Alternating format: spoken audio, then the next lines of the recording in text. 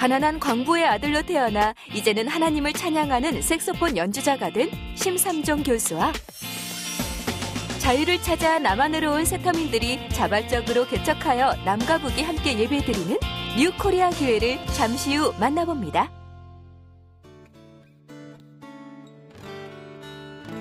안녕하세요. 이현경 변호사입니다. 우리는 살아가면서 크고 작은 계획과 목표를 세우고 그것을 이루기 위해서 끝없이 다름질합니다. 하지만 인생은 우리가 생각하는 대로 흘러가지 않는데요. 우리가 아무리 자기의 길을 계획할지라도 그 걸음을 인도하는 분은 오직 하나님이란 사실 깨닫는 시간 되길 바라면서 솔텐라이트 시작하겠습니다. 태백의 가난한 광부의 아들로 태어나 어려운 시절을 색스폰을 연주하면서 이겨낸 소년이 있었습니다. 그 소년은 이제 자라나 CCM계의 대표적인 색스폰 연주자가 됐는데요. 색스폰 연주로 소망을 전하는 심상종 교수님, 지금 함께 만나보시죠.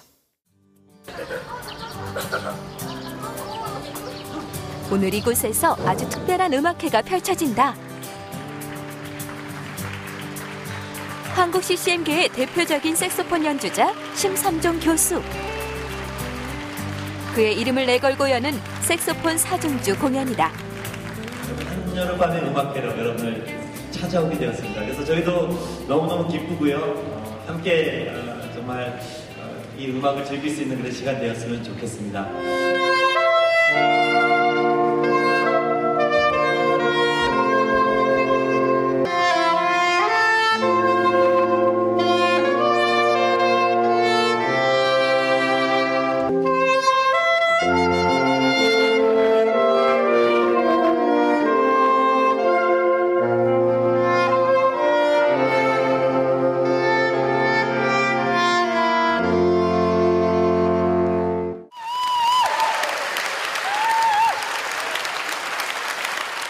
늘 봐도 항상 새롭고 감사하고 너무 좋아요. 음색이 아주 독특해서 한 시간이 어떻게 지나갔는지 모르겠습니다. 매번 심삼종 교수님 연주가 되게 감동적이었는데 더 마음에 감동이 있는 그런 연주였던 것 같아요.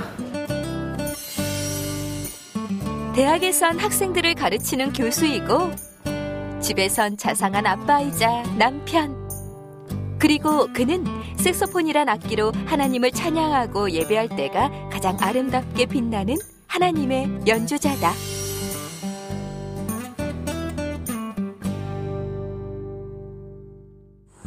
심삼종 교수의 아늑한 보금자리. 우리나라를 대표하는 색소폰 연주자로 알려진 그는 노력형 실력파다. 그의 고향은 강원도 태백 탄광촌. 가난한 광부의 아들로 태어난 그에게 색소폰은 하나님께서 허락하신 특별한 선물이었다. 삶이고 저희 인생이라고 말할 수 있는데요.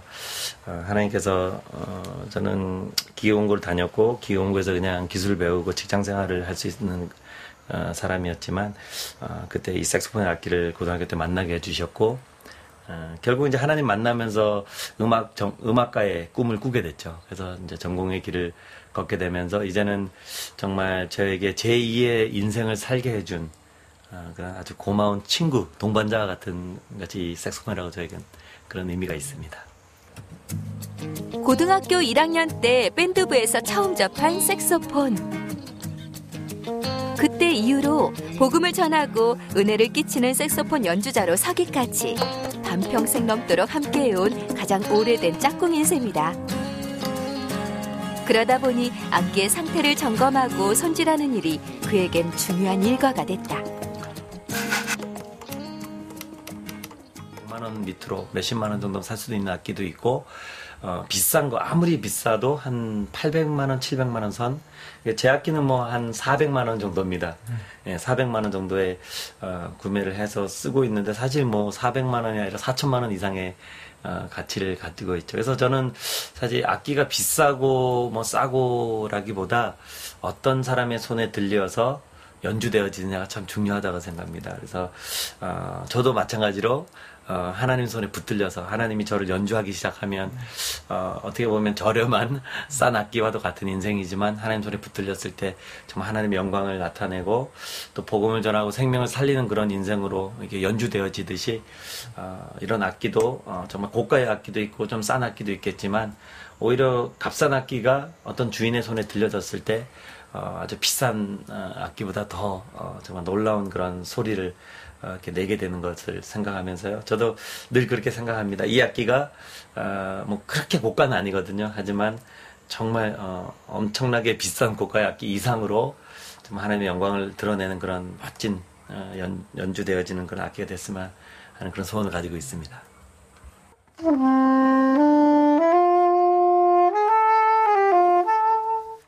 복음을 전하는 도구가 되어 내가 아닌 하나님을 높이는 삶. 그것이 주님의 이름을 높이는 악기인 그가 지금 걸어가고 있는 길이다.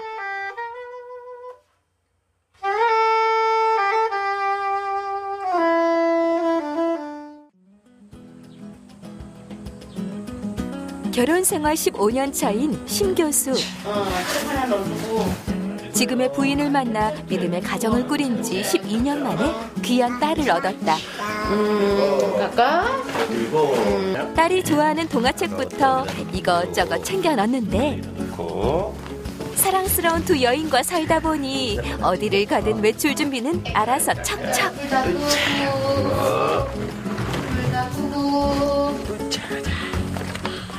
손에 손잡고 함께 집을 나선다.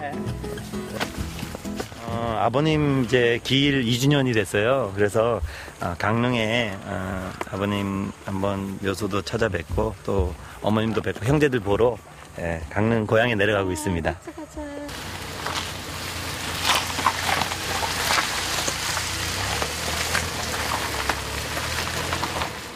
오랜만에 도심을 떠나 고향으로 향하는 길. 엄마 아빠를 쏙 빼닮은 딸 희서. 희서는 친할아버지를 처음으로 만나러 가는 길이다. 희서가 태어나기 2주 전에 돌아가셨어. 맞다, 그렇네. 할아버지가. 희서 태어나기 2주 전에 엄마 뱃속에 있을 때 할아버지가 돌아가셨어. 희서도 못 보고 가셨네. 이제 희서가 태어나서 할아버지 인사하러 가는 거네.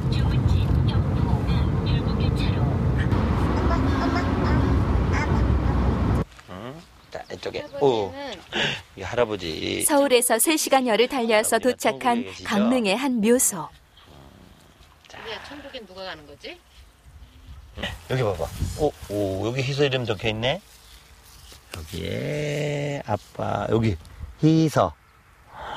우리 희서 이름이 여기 적혀 있어요. 자. 그토록 보여드리고 싶어했던 손녀 희서와 같이 아버지께 인사드리러 온 심 교수. 아버지를 생각할 때마다 가슴이 먹먹해진다. 광부였던 아버지는 믿음이 없는 분이셨고 아버지로 인해 힘들었던 시절도 있었다. 탄광촌에서 이렇게 자랄 때 참 아버님이 엄하셨죠. 왜냐하면 물론 이제 자녀들을 사랑하고 해주셨지만 워낙 또 술을 좋아하시고 그래서 이렇게 주사라 그러죠. 그게 좀 심했어요. 그래서 이제 심지어는 뭐 가구도 다 데려부시고 뭐 어머님도 때리기도 하시고 또 우리 자녀들도 많이 좀 매질도 하시고 그렇게 엄한 아버지였습니다. 사실 저는 제가 크리스찬이 되고 난 후에 아버지에 대한 기억을 이렇게 해보면 좀 어두운 기억들 때문에 우리 하나님이 내 아버지라면 내가 어떻게 하나님 믿을 수 있을까 그런 마음을 가졌던 것도 있었어요. 하지만 지금 제가 이제 딸 아이를 낳고 제가 아버지가 되게 되니까 가장으로서 책임감도 많이 느껴지고 또 아버지의 그 삶의 고뇌 그 탄광촌에서 그런 어려운 고난의 삶을 살기까지 또 뭐 아주 그 6.25 전쟁 때부터 고아처럼 자라왔던 그 아버지의 인생을 이렇게 돌이켜 보면 이제는 뭔가 좀 아버지의 삶을 이해할 수가 있게 되고. 이 가정에 군대에서 하나님을 만난 그가 아버지를 위해 할 수 있는 일은 그때나 지금이나 기도뿐이다. 참 고난의 삶을 살았지만 또 정말 떠나는 길에 우리 예수님을 영접하여 이제 영원한 천국의 소망 가운데 살게 해주셔서 감사합니다. 복음으로 변화되어지는 그런 가정 되게 해주시고 믿는 자로 그 생명의 부활로 나아갈 수 있는 다 믿음의 가정들이 되게 하여 주시옵소서. 감사하며 예수님의 이름으로 기도합니다. 아멘. 아멘. 아멘. 그날 오후 언니네, 수민 언니네, 안녕. 여기 왔어요. 아버지 기일을 맞아 어머니 댁에 모인 가족들을 만나러 갔다. 안녕하세요. 안녕하세요. 안녕하세요.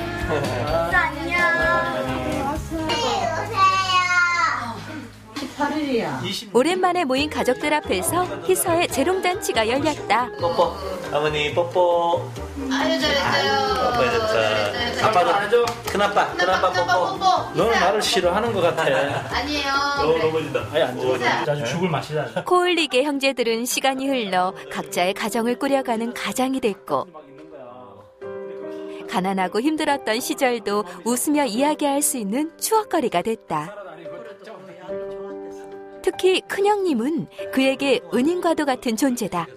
특별히 재주가 있다고 생각 안 했는데 어떻게 저희 고등학교 때부터 어떻게 뭐 밴드에 그 관심을 가지고 뭐 하다 보니까 아마 이 길이 된 것 같은데 뭐 음악은 내가 잡아도 조금 좀 소질이 있었던 것 같은데 노래고 뭐 이런 것도 나도 참 좋아하거든. 통기타를 큰형님이 제일 먼저 쳐가지고 제가 통기타를 그때 몰래 못 치게 했어요. 그래서 내가 몰래 배웠던 기억이 있죠. 통기타가 뭐예요? 80년대 우리 중학교 고등학교 다닐 때면 한참 이 통기타 많이 쳤으니까 이제 대학 입시를 봐야 되는데 레슨을 조금이라도 받아야 되는데 진짜 레슨 받을 돈이 전혀 없었죠. 집도 가난하고 이제 어려운 때였는데 그래서 제가 큰형님한테 전화를 했어요. 전화해가지고 딱 4번만 레슨 받을 수 있도록. 그래서 한 번에 3만 원이었는데 12만 원 드는데 진짜 어려울 때지만 큰형님한테 제가 레슨 딱 4번만 받을 수 있도록 12만 원을 보내줄 수 있냐.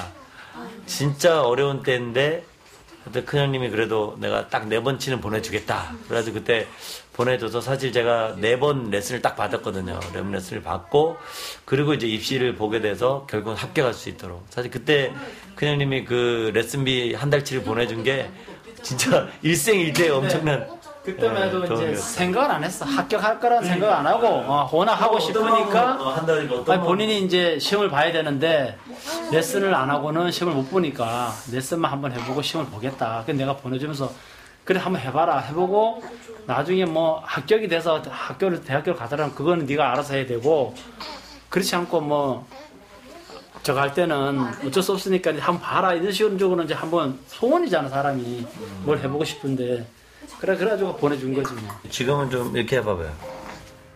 그렇게 형제는 장성해서 이제 살아갈 만한 형편이 됐지만 어머니는 날로 병약해지고 있다.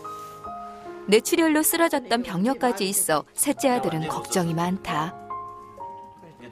아버지가 돌아가시고 홀로 지내는 어머니는 종종 우울감에 빠져 있을 때도 있다는데. 몰라서 그러면서 지금 이제 날이 정말 지나고 이러면 날이 더워서 좀 시원해지면 엄마가 이제 좀 뭐 여기 앞에도 나가보고 뭐 또 괜찮으면 또 나중에 교회도 나가보고 그래 자꾸 움직여야지. 그죠? 그럼 엄마 집에. 믿지 않는 가족들의 구원은 마음의 소망이자 진행 중인 기도 제목이다. 좀 답답한 마음이 있지만 그래도 뭐 그때그때마다 틈나는 대로 복음을 전하고 주님 앞에 돌아올 수 있도록 이제 계속 기도하고 있는데 아마 하나님이 꼭 우리 가정을 다 구원해 주시리라 믿고 우리 조카들도 교회 잘 나가도록 뽀뽀 옳지 뽀뽀. 언제나 집안에서 분위기 메이커 역할을 하는 건 천진난만한 아이들. 가족들이 어린아이와 같은 순수한 믿음으로 하나님을 알아가길 기대한다. 심삼종 교수의 개인 집회가 있는 날,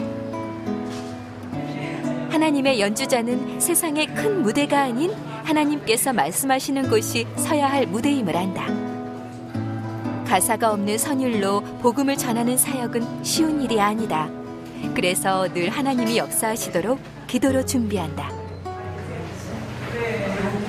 이렇게 뭐 수백 명, 수천 명 앞에서도 연주하고 또 간증할 때도 있지만 이렇게 또 작은 교회에 와서 이제 성도님들과 가까이 함께 이렇게 예수님의 사랑을 또 전하고 또 이제 주님 찬양할 수 있는 그런 시간들이 저에게 너무 보람이 있고 너무 기쁩니다.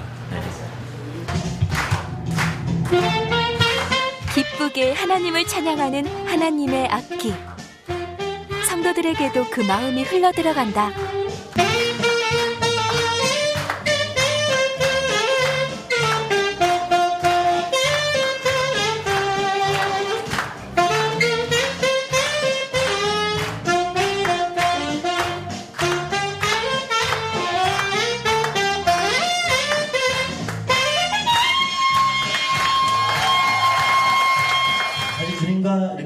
무대의 주인공이신 주님의 이름을 높여드리는 간증 시간.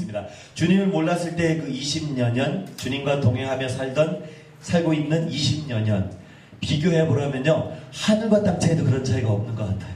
저 주님께서 놀라운, 물론 주님과 동행하는 삶이 결코 고난이 없고 역경이 없고 쉬운 평탄한 삶은 아닙니다. 하지만 감히 제가 말씀드릴 수 있는 건 어떤 어려운 환경 가운데에도 제가 하나님을 신뢰하고 주님을 신뢰하고 가는 그 길은요, 비교할 수 없는 하나님의 평강이 있습니다.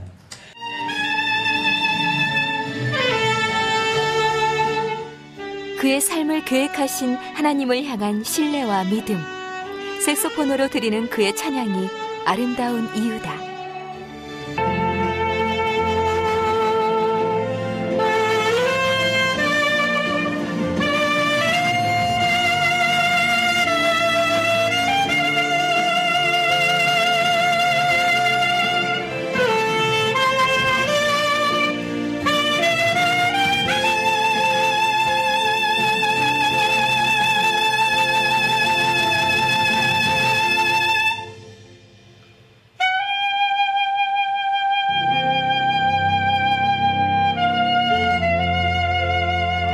그 어려운 환경 가운데 있지만 우리가 결코 희망을 놓치지 않는다면, 근데 그 희망이 내 스스로 나온 것이 아니라 하나님으로부터 온 그 희망, 하나님으로부터 온 그 꿈, 그것을 꼭 붙들고 주님과 함께 이렇게 한 걸음 한 걸음 동행해서 간다면 반드시 하나님은 이 어려운 환경들이 오히려 정말 하나님의 꿈을 이루어드리는 또 다른 그 디딤돌이 될 수 있도록 이렇게 인도하실 거라고 저는 생각을 합니다.